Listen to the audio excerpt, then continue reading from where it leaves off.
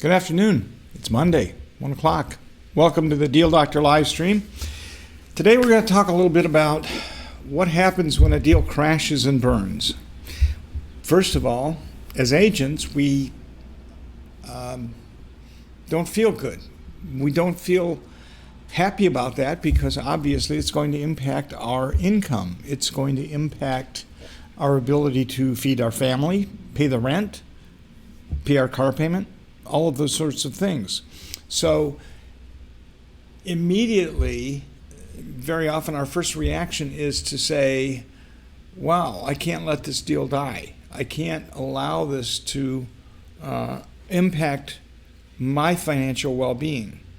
And unfortunately, we have to keep our clients' interests at heart first and foremost. And we also have to try to stay above the drama of the situation. There generally, when a deal dies, for whatever reason,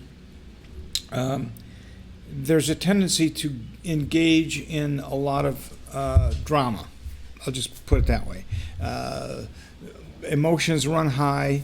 People get upset. People are disappointed. The agent is, both agents are disappointed. And both of the clients may be disappointed. So the first step in the process is and sometimes it's really hard, but we have to stay focused on our clients' best interests. And sometimes our clients' best interests are not what they think they are. Sometimes we have to take a step back, call the deal doctors, call the broker, get some guidance, and even encourage the client to have a conversation with the attorney, their own attorney, about the ramifications of terminating a contract. For example, let's say that they discovered that they're not going to get the loan. That they're going to be turned down for the mortgage that they applied for. Now, they may have every right to get their EMD back. They may have every right to do that. But it may not be actually in their best interests to try to do that because there may be other factors involved. And sometimes an attorney will say to them, well, let's take a look at this aspect of the situation. For example, the information that you provided to get pre-qualified for the mortgage, for example, is very different than what you reported on your tax returns.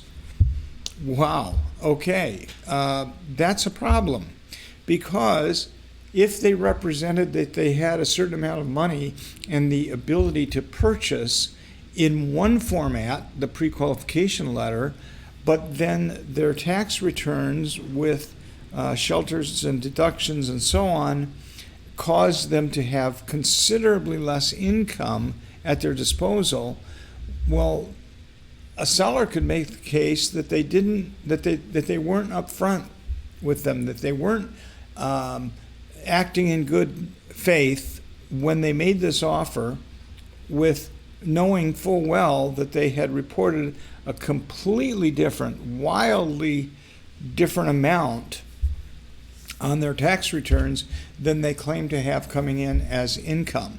So we need to remember that when deals crash, we very often need to recommend to our clients that they contact their attorneys for their interpretation of the situation, and get the attorney on board as quickly as possible.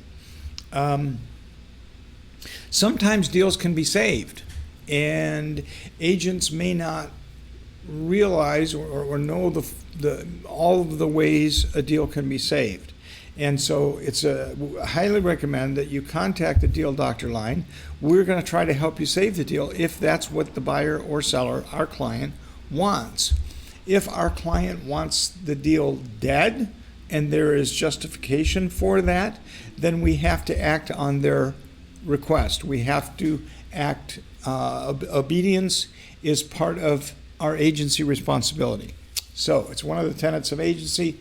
There's really nothing that we can do other than to do what they tell us, as long as it doesn't violate the law.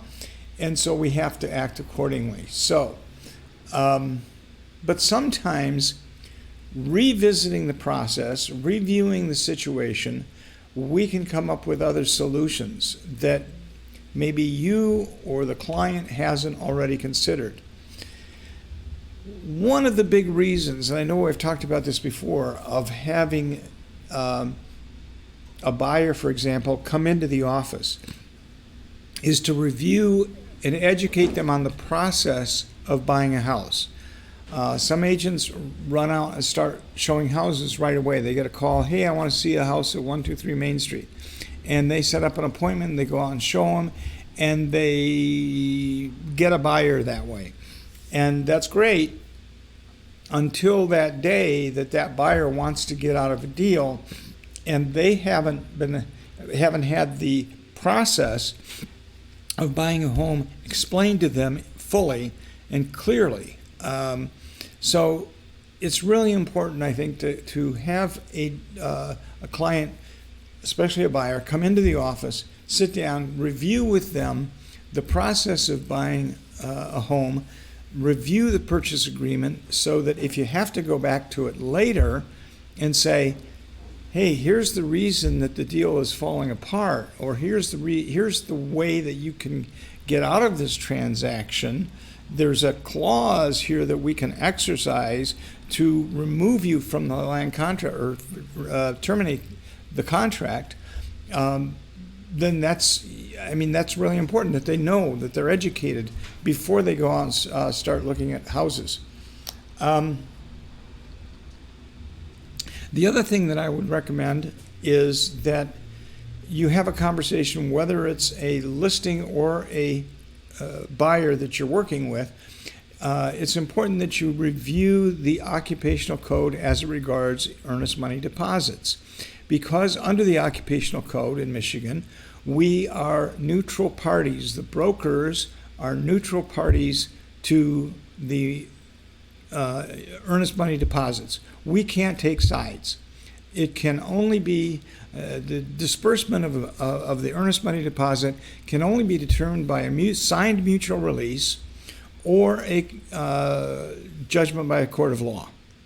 Now, in extremely rare cases, the broker has some latitude to override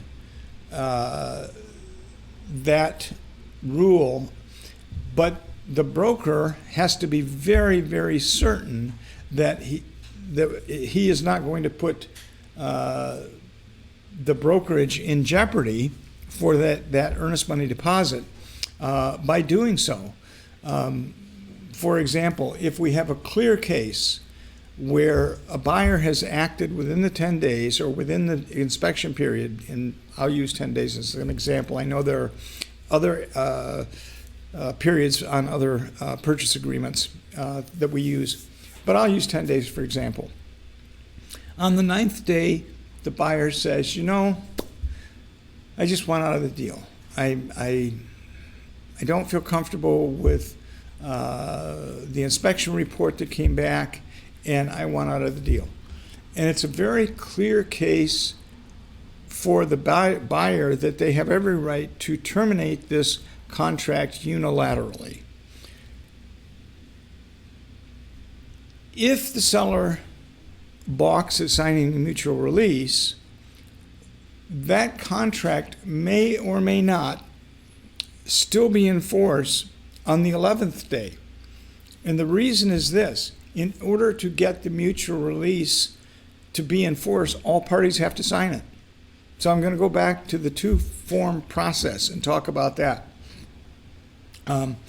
I've talked about it many times before, that the best process for terminating a contract is to use two forms. One is an addendum terminating the contract.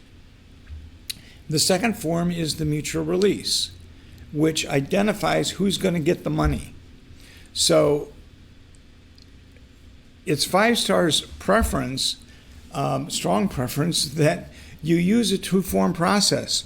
And I know very often I've had conversations with agents who want to terminate offers, need to terminate offers based on their buyer's instructions. And they, even after a conversation with me where I've explained to them that we use a two steps here, the addendum terminating the offer and a mutual release awarding the money to whatever party it is, I get a call a few days later and they say, well, they're going to fight about the earnest money deposit, and so now what? Well, technically, if you didn't sign over an addendum which unilaterally gives them the right to terminate the contract for your buyer, the contract may still be in force because nobody has agreed to release that contract. That's why the two-form process is so important. When your buyer has the unilateral right to terminate that contract, it's really, really important that you send over an addendum separate and apart from the mutual release, which says buyer hereby terminates contract based on survey results, or based on title work findings, or based on the well and septic inspection, or based on the regular inspection paragraph number 15 in the West Michigan Regional Purchase Agreement, for example. They have the unilateral right to do that, but sending over a mutual release does not give them the right. That's one of the weaknesses of the way in which the mutual release form is written. So be very careful that when you get into this, you know the process, and that this process has been explained to them long before they ever write an offer. I mean, if you're out there writing offers and you haven't explained to them that we can't release a mutual in an earnest money deposit without a mutual release fully signed by all parties, including the brokers, or a court order, then you're going to find yourself with a client that's mad at you when they don't get their money back after inspections, or they don't get their money back after they discover a title cloud on the title. So the two-step process is really, really important. Try to stay above the fray. It's going through a deal that has not going to get to a closing is very frustrating. As I said, it tends to get emotional. People get angry. They feel as though maybe somebody misled someone else. Maybe the lender was a little more optimistic about the buyer's ability to qualify for a mortgage than they should have been, or they feel as though the buyer or seller misled them about some aspect of the property that they discovered in the process. For example, that there were environmental issues, or it may have been, I had one situation once where they discovered that it was close to a gun range. I mean, a mile away, close to a gun range, but nevertheless, it was enough that they could hear target shooting going on all weekend long, and they didn't want to live within that sort of environment. The seller had never disclosed that information on the seller's disclosure form, and ultimately the buyer was able to rescind the contract, get their money back entirely, and move at the cost of the seller because the seller failed to disclose that information on the seller's disclosure form. Seller's disclosure form is another one where it gets very confusing. The buyer has the right to terminate a contract based on getting the seller's disclosure form. But, for example, they do not have the right to terminate based on the seller's disclosure form if they see the property, if they view the property and tour the property, and make an offer after they have already seen the information on the seller's disclosure form. If they get that seller's disclosure form prior to, if they download it from the MLS, for example, before they go out and look at that property, or they have reviewed it prior to writing the offer, then they don't get that 72 hours, 120-hour window to terminate from the contract, to terminate the contract. Now, if in the process of the sale, processing the sale 30, 45 days, whatever that is, if they discover new information, if they discover that, let's say, inspections reveal that the house once had a house fire, there are charred timbers up in the attic, for example, and the seller didn't disclose it. Seller may not have even known it, but it's new information. It's new information that is coming forward in the form of seller's disclosure. Now that 72-hour, 120-hour window actually starts over again. Now the buyer has the right to terminate the offer based on the seller's disclosure of new information. So be aware of that. I would say that all of these things we can help our clients a great deal by sitting down with them and reviewing the entire process, all of the potential consequences that we may have that happen as a result of each paragraph in the contract before we go out and start writing offers and listing houses and so on. I had another situation where there was a homeowners association in place, but the listing agent wasn't aware of it. So when the buyer purchased the home, they said, we don't want to be a part of the homeowners association. What do we do? Well, you can kill the deal. Excuse me.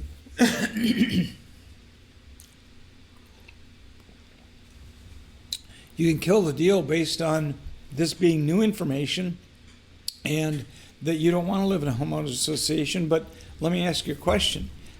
This homeowners association charges, let's say, $100 a year or $200 a year, even $300 a year to manage the lighting or the street lights or plow the roads or whatever they collect the association fee for. And here you are, Mr. Client and Mrs. Client, offering $50,000 over the asking price for the sake of a $300 a year association fee. Let's take a step back and try to review the logic of that. How about if instead of offering $50,000 over the asking price, you offer only, let's say, $45,000 over the asking price, and you say $5,000 of that additional $5,000 is going to go toward the homeowners association. So it might make sense to do something. And again, that's just an example. But there are a lot of ways to save deals when agents think that they are completely dead. They may not necessarily be. But ultimately, if they are going to terminate the contract, if one of the parties wants to get out of it, our client, we have to act in their behalf. We have to act in their best interests, and sometimes put our interests on the back burner and take the hit, unfortunately. So, Dom, do we have any questions? No questions. Okay.